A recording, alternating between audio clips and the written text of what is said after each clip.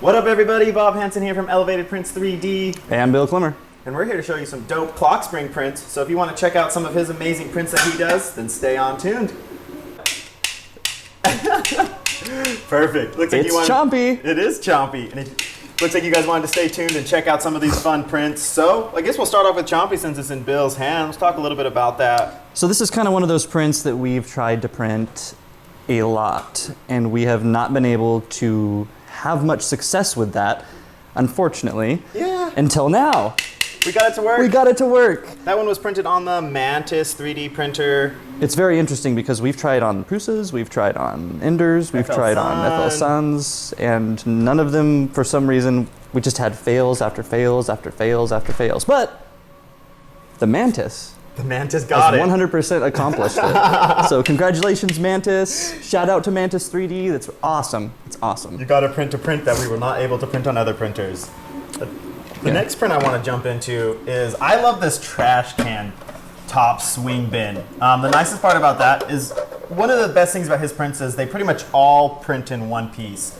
So this thing is giant, as you may be able to notice. It actually prints upside down like this with the swivel top.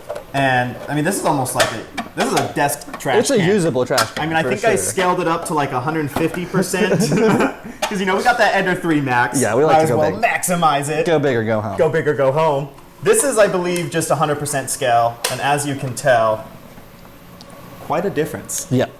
But it works really great, as you can tell, at 100% scale. The top swings just fine. Anytime you scale something up, you're going to have a little bit more odd, like, clearance and stuff like that. So it's a little bit more loose, but it's never popped out or anything like that. The Ender 3 Max did great. As you can tell, we ran out of green filament, but I'm happy we did. Yes, me too. It really looks cool. That gold printed so nice with this. It almost has an Oregon Ducks theme to it. It almost does. Woo, go Ducks. What's the next one you want to jump into on? I'd say this phone case. So, which one? Or phone stand, I should say. This one in particular is really neat, okay? Because it has a cord koozie on it too. So you just the small camera too. Yeah, you can just put your cord in here, your charging cord, and then it comes out. Let's see, how do I get this to go? Hooks into there. You can have different adjustments. It comes out right here through this hole into the bottom of your phone. Different adjustment styles, different adjustment levels, higher, lower. Which is really nice because a lot of people like to customize the angle at which their phone rests when they're watching shows or things like that. Yeah, I'm watching Netflix all the time on my phone. Works really good. It's really awesome. This was also printed on the Mantis. They did a great job. I believe it printed it in an orientation like this, so just like straight up. I don't know. It was something similar. Whatever. I think it might have been like, at. yeah, I think it might have been like maybe like that or something. I think, if I remember right, but yeah, either way. Excellent print. He always takes in the consideration of tolerance, how much overhang your printer can handle, all of that great stuff, because whenever you're designing anything that's going to be printed in place, you need it to be able to handle certain overhangs, you need it to be able to have a nice tolerance and anything like that. Yeah. We don't ever change any of our settings realistically, we just kind of send it to the printer and let it go. As you can tell, we got Which may be why we had such a problem with Chompy. Maybe. This is actually another really cool phone case. This piece twists out right here. Gosh, he's such a genius. He is. Clockspring, you're amazing. You are fantastic. Hope you watch this video and you realize how great your prints are. This was another one. This printed all just flat down like that. It's got a geared system, like as you can see it moves, and once you screw it together, once you tighten it, you can choose the angle you would like your phone at. So if you want it at that, you can keep it like that. If you want it higher, you can have it higher. And it just screws in, dun dun dun dun, and then boom. So you can pick whichever angle you want your phone to be at. I mean, even if you think you wanted it to be upside down, you could have your phone upside down. I don't know why you'd want it upside down, but you can have it upside down. You could. Brought to you by Clockspring. This one's cool. Oh yes, the yarn ball. This was printed in glow-in-the-dark filament, so we thought that was pretty cool. It's like just a little container, really. I imagine for crocheting supplies maybe, or sewing needles, or something fun like that. Another cool thing about Clockspring is whenever he gets feedback on his prints, he actually will adjust them so they fit the needs of the people that are subscribed to his Patreon. He did take this and he made it so you could put magnets in it, so that way it would clip together, and he also put a little hole in it so you can pull your yarn out of it while you're crocheting. Really? I didn't know that. Yeah. That's super Gosh. Yeah, he got He feedback. thinks of everything, this man. He really does. He is quite the genius. Oh, this was a fun little one. This is like a little sun. This one was printed on the FL Sun. We didn't quite have our settings down all the way, but you screw this all the way down, and then your box opens. It printed just like this. This little flap just flips back up, and then you just spin it on and just give it a good little McTwist, and it's going. And you can see a little smiley face, a little sun happy face. The next print that you're about to see, I'm sure you guys have all seen these. If not, 90% of you people have already probably printed these. They're the fun clamp. This was his 3 clamp bundle. Yes, yes, yes. I like to clamp them all together. That's my that's my game. I like to play with these. These were printed in PETG, Yosu PETG, and the Minnow, and it did quite an excellent job on it. The Minnow has really been doing a pretty good job. The Minnow with all these is prints. awesome. We've been having a lot of fun. That's from Hydra Research, a local company out here in Oregon, actually. So if you're trying to support local and buy some printers from a local source, they're great people to go through. We have really been enjoying the Minnow. It is thoroughly a great printer. It's a very fun printer. It's fast. It prints good. It prints pretty accurate, quiet. Got a nice filament sensor. Everything you want. Everything you want. It's there. It's a great printer. It can even print Clockspring prints. It can even print so cool. prints. It's so cool. This was his Flippity cup, or Flip-a-G cup, or something like that. Something with a Flippity. This is a really dope print. This one was printed on this was a Mini, right? Yes, that was the Mini. On the Mini, and this one actually just printed straight upside down with this little. See? That's the fun game I like to play. That's beautiful, Bill. Thank you. That's just gorgeous. Thank you. I like to I like to construct and create. So. I love it. Yeah, this one was just printed right upside down like that. So you pulled it off the build plate, and now you have a nice little cool latched flip thing. I don't know. I don't know how he thinks of this kind of stuff. I've seen some of his sketches before and how it goes from sketch to drawing. It's really such a cool process. Yeah, it's fun to watch. And all of this is on his Patreon. It's like $8 a month. Really? Is that cheap? Yeah, Oh. It's that cheap. Good job. It's worth it. It's yeah, really totally worth it. Totally worth it. He has a plethora of cool prints. This isn't you can like you can just keep going back and back and back and back through his archives, so and many. there's just a lot. There is a lot. Oh, here, you want to talk about this big ass vase? Yes. What did he title this? It was like the Necro something, right? Like Necromancer vase or Necromancer bottle. Necromancer bottle, I think, is what he titled it. Pretty Something cool like that. Some super awesome name. So we scaled this bad boy up. It is a much smaller print. You guys scaled it like 250%. Yeah. So this is printed in vase mode. Yep. Which is actually to me super impressive because of just the structure of this vase. It's got some overhangs. It's got some. I mean, I'm impressed with how this printed in vase mode. It's very. It's a robust vase mode print. I will say that. So, and it printed well. Printed really good. There's some Z-seam you can see, but other than that, I mean, this thing printed great. It's a great little print. And it's awesome. And I think I'm going to use it during Halloween if Bob will let me. Of course. I might fill it full of dry ice and have it just kind of come out the top. It'll be a nice little Halloween decoration. You'll spew at the sides a little bit. Oh yeah, sorry, that's a pretty big one. This was a pretty cool one as well. This one was just another one of his box prints. Oh! I found it! We have been looking for this print everywhere.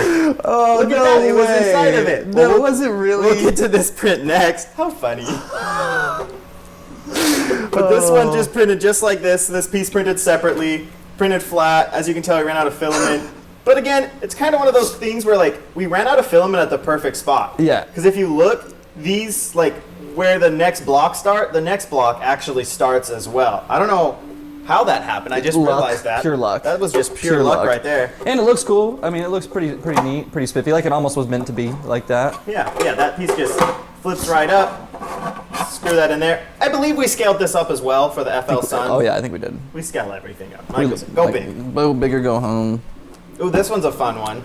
This is Mr. Kettle Man. Mr. Kettle Man. His arm isn't here though, Bob. No, his arm is broken. Okay. He has no arm. In that one. In this one, it broke. But it's pretty neat. It starts, I think it prints this way, and then you flip his arms up, and it turns him into a box. He has a lid and some capacity there that you can put things in. It's really neat. The bigger one you can kind of see all this a little better on because it's not broken, so that's we fun. We were very careful not to break it. He's so cute. Yeah, he is really neat. I don't know if you can see that there. I think you probably can. His little smiley face. Nice big capacity. You could throw some SD cards in there. You could really, quite a few. Yeah, you could throw really, you know, it could be a nice little half a burrito. Nice little stuff catcher for your desk, you know. Yeah. Yeah, you could put some pencils in the corner. Oh yeah, you could put pencils. Pencils, not tons of different things. Scissors. Knives too. Knives are fine. Knives are cool. The next print. Yeah, I guess we'll talk about this one since we pulled him out. This was his roller van, and it actually spins. It prints just on its side like this. We can see there's a little display. Just prints just like that. Yep. And all the wheels spin. I like it because it's just like kind of like that Volkswagen retro bus style. Yeah, this was printed at 50% scale, so it's not. This time we actually went smaller because we wanted to test some tolerances on the Minnow. This was printed on the Minnow with some rainbow PLA. And guess what? It worked, and it looks great. And this was his other design. The train set. His train set. It actually has one more piece, but unfortunately I broke the piece when I was trying to get the wheels to be able to move. But this was also printed on the Minnow. All the wheels do move. A little bit tighter of a tolerance. It was scaled down to 50% as well.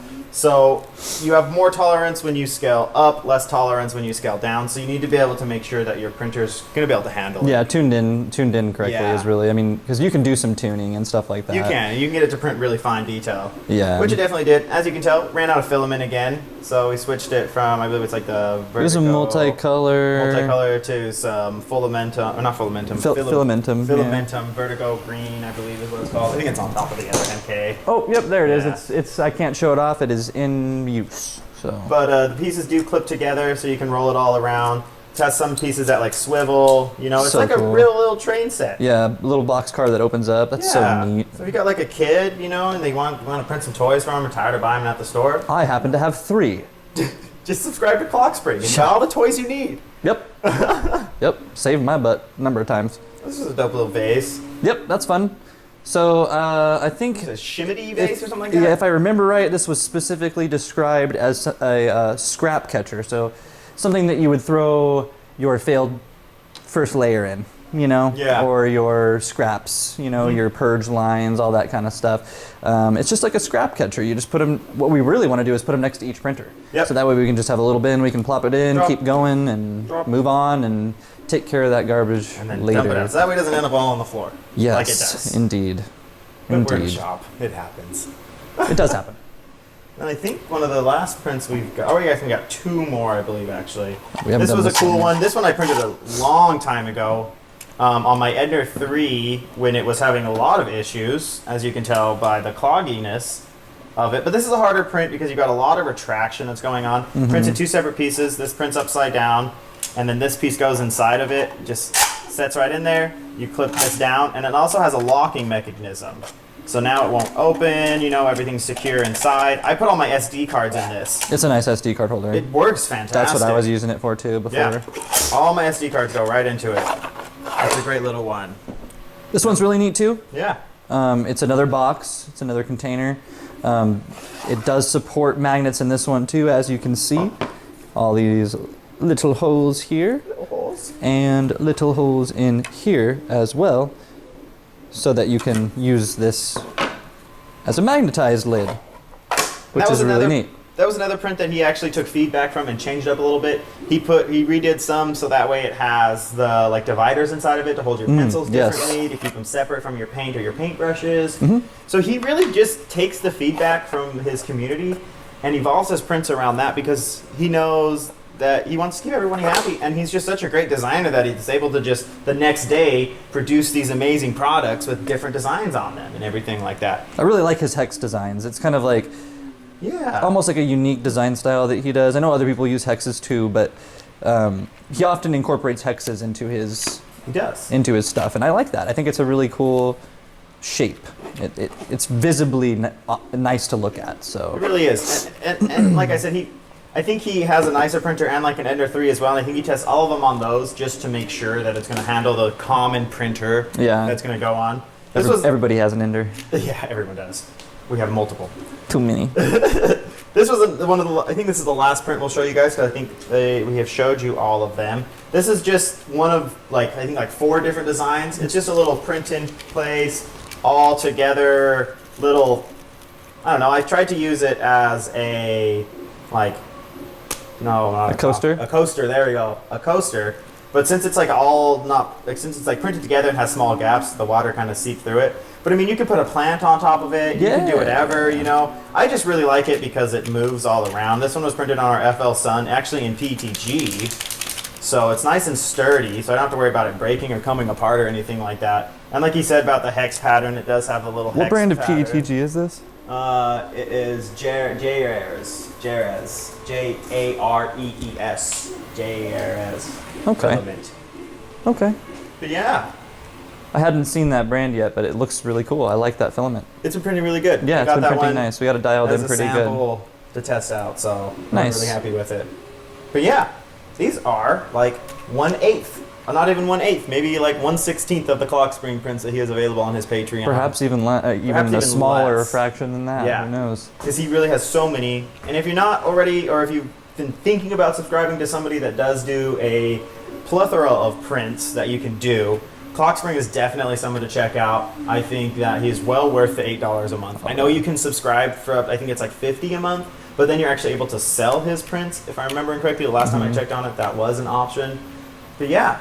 So these are the Clockspring prints. Comment below. Let us know which one your favorite one was. And don't be afraid to tag us on Instagram at ElevatedPrints3D. We'd love to see what you guys are printing out there in the community. We enjoy it when you guys give us feedback on all this fun stuff and the videos. Speaking of favorites, Bob, which one's your favorite? Oh, I think the trash bin or this guy. I don't know why I like it so much. I just really do. Yeah. What about you, Bill? I think the vase? Necro vase, yeah. That's my favorite. Really dope vase. I'm glad we scaled it up so Either that one or Toaster Man. It's one of those two. Mr. Kettle Man. Mr. Kettle Man, yeah, that one.